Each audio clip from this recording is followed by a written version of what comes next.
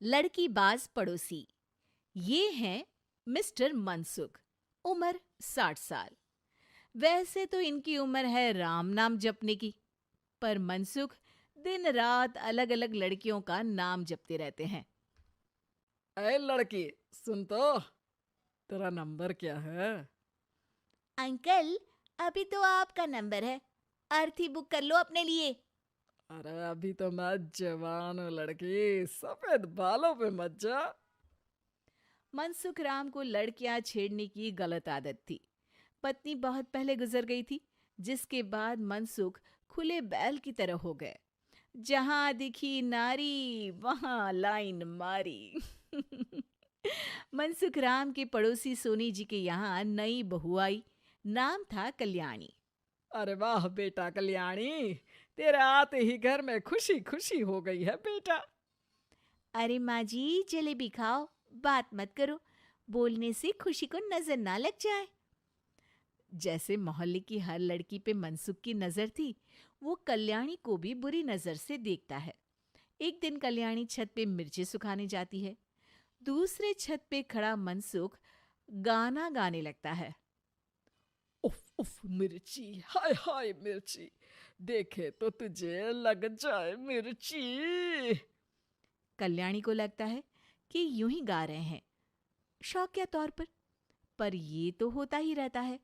एक दिन कल्याणी आंगन में पौधों को पानी दे रही होती है। फूल हूँ गुलाब का, चमेली का न समझना, आशिक हूँ मैं आपका, सहेली का न समझना। कल्याणी को ये बात बहुत अजीब लगती है, क्योंकि शायरी बोलते वक्त मनसुख उसी की तरफ देख रहा था। वो अंदर जाती है और अपनी सास को कहती है, ये जो हमारे पड़ोसी हैं। अरे दूर रहना उससे। हाँ, दूरी रहूंगी, पर ये थोड़े अजीब नहीं है? अरे अजीब, आवारा, ठरकी, पता नहीं क्या क्या आदमी है वो। हर लड़की पर नजर डालता है वो। उसकी उम्र की वजह से कोई उसे कहता नहीं। बाकी उसे आसपास रखना भी नहीं चाहिए। अरे पर ऐसे थोड़ी ना चलेगा, एफआईआर करवा देनी चाहिए। हवालात में हवा और लात खाएंगी तो समझ जाएंगे। अरे यही तो दिक्कत है ना समाज की। जिसके साथ दिक्कत होती है उसको भी समाज गुनहगार समझता है। लड़की अगर बोल दे कि फलाने ने मुझे छेड़ा है, तो कुछ लोग तो ये कहने लगते हैं कि लड़की की भी रजामंदी होगी ही। ये तो है, पर कुछ तो करना ही पड़ेगा। नहीं बेटा, कुछ मत कर। जबरदस्ती हम किसी से लड़ेंगे नहीं। हमारा परिवार इज्जतदार परिवार है। कीचड़ में जाएंगे तो हम भी तो गंदे हो जाएंगे ना। लेकिन सासू माँ, कीचड़ में जाए बिना गंदगी कैसे साफ होगी? अरे बेटा, मैं तो यही कहूंगी कि तू नई बहू है। अपना रुतबा बना बाकी औरतों में। अपनी समझदारी से, अपने काम से इन चक्करों में मत पड़ बेटा। बहू सास की बात ना चाहते हुए भी मान लेती है। और कई ऐसे मौके आते हैं जब मनसुख बहू पर उल्टे कमेंट्स करता है। जैसे एक दिन जब बहू छत पर सफाई कर रही होती है तो मनसुख छत पे आकर गाना गाने लगता है। तेरा ध्यान किधर है, तेरा हीरो इधर है, तेरा हीरो इधर है। मेरा ध्यान तो आपकी हरकतों पे ही है। थोड़ा आप भी ध्यान दो कि क्या कर रहे हो आप। अरे बहुत तीखी हो, और मुझे मिर्ची पसंद भी है। अरे वाह। बुढ़ाओ कहीं के। बहू वापस अपने कमरे में नीचे चली जाती है। वो किसी को बताती नहीं है कि आज मनसुख ने उसे क्या कहा, ताकि घर में टेंशन ना हो।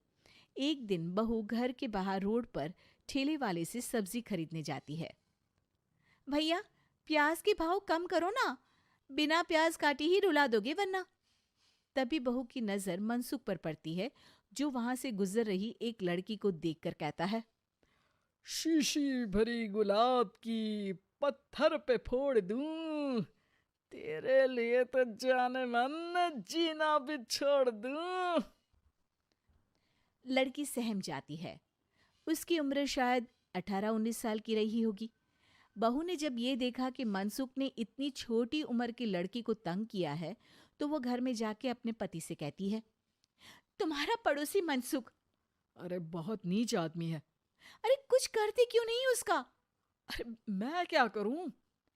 पड़ोस में गंदगी है, हटानी तो पड़ेगी ना। मेरा साथ दोगे? दूंगा, लेकिन करना क्या है? हम फंसेंगे तो नहीं ना? डरो मत, अच्छे काम करने से डरना नहीं चाहिए। उस दिन कल्याणी अच्छे से तैयार होती है और मनसुख के घर जाती है। अरे वाह, आज तो घर में चांद उतर आया है। आपकी शायरी, आपके गाने मुझे यहाँ खींच लाए। शाम को मेरे पति और सास घर पर नहीं रहेंगे। आप मेरे घर आ सकते हैं चाय पीने। अरे जरूर जरूर, मुझे पता था तुम समझदार हो, पर इतनी जल्द मुझे पसंद करने लगोगी ये नहीं सोचा था। चाय पे इंतजार रहेगा। मनसुख शाम को कल्याणी के घर चला जाता है। आप बेडरूम में बैठिए, वहां चाय पियेंगे। अरे वाह बेडरूम में चाय मनसुख हंसता हुआ बेडरूम में जाता है और वहां का नजारा देख के घबरा जाता है। वहां पर मोहल्ले की वो सारी लड़कियां खड़ी हैं जिनको आज तक मनसुख ने छेड़ा था। कल्याणी भी बेडरूम में जाके दरवाजा अंदर से बंद कर लेती है।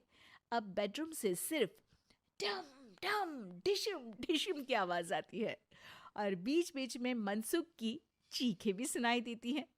अरे माफ कर दो बिटिया, अरे नहीं नहीं नहीं, अरे डंडे से नहीं, अरे अरे लग जाएगी, अरे आई। बेडरूम का दरवाजा खुलता है और मनसुख की हालत एक लुटे फटे कौवे जैसी हो जाती है। किए की सजा तो मिलनी ही थी आपको, लेकिन आपकी और आपसे ज्यादा हमारी इज्जत का भी ख्याल रखना था। इसलिए इस बार शांति से धर धर के धरना किया हमने आपकी। अगर जरूरत पड़ी तो बाहर जुलूस भी निकाल सकते हैं। आप ऐसी गलती नहीं करूंगा, मुझे माफ कर दो। बहू मनसुख को बाहर छोड़ने जाती है। मनसुख अपने घर की तरफ बढ़ता है।